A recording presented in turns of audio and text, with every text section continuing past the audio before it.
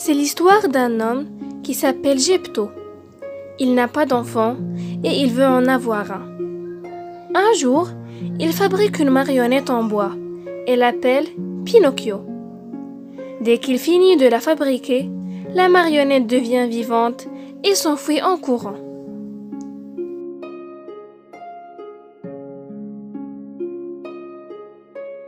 Geppetto sort à la recherche de Pinocchio, mais il ne le trouve qu'après 5 heures de recherche.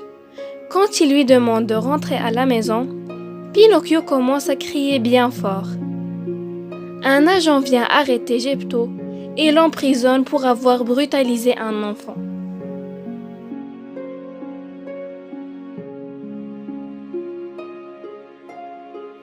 Pinocchio rentre à la maison. Il est seul. Personne ne peut le punir. Il met la maison sans dessus-dessous. Il casse les œufs et les jette par terre. Un grillon lui conseille d'obéir à son père, mais il ne l'écoute pas.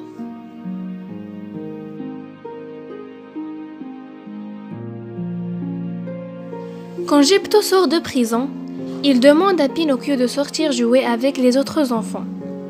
Pinocchio rencontre un marionnettiste dans la rue. Il l'aide à présenter son spectacle et danse pour lui toute la journée. Le marionnettiste en est satisfait et lui donne quelques pièces d'or.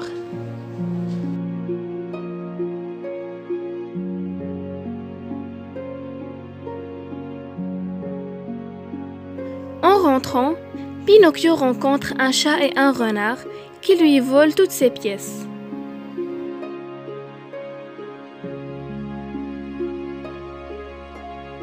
Soudain, une fée apparaît et lui rend ses pièces. Elle lui dit qu'il deviendra un vrai garçon s'il reste sage et s'il ne ment plus jamais.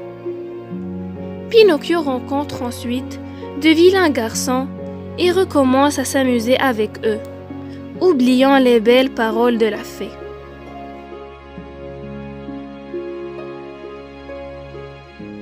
Un jour plus tard, un homme kidnappe Pinocchio et le vend à un cirque pour qu'il y travaille avec la troupe. À la fin des représentations, le propriétaire du cirque jette Pinocchio à la mer. Ce dernier espère que son père viendra le sauver. Tout à coup, Pinocchio est avalé par une énorme baleine. Il trouve son père dans le ventre de la bête. Geppetto dit à son fils que son bateau a coulé et que cette baleine l'a avalé.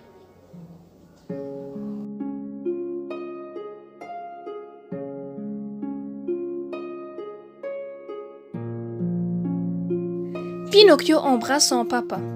La baleine ouvre sa gueule et il en profite pour sortir avec son père. La fée apparaît, le transforme en un vrai garçon pour récompenser son acte de courage. Depuis ce jour, Pinocchio ne quitte plus son père. Il ne fait plus de bêtises et ne ment plus. Alors le père et son fils sont très heureux.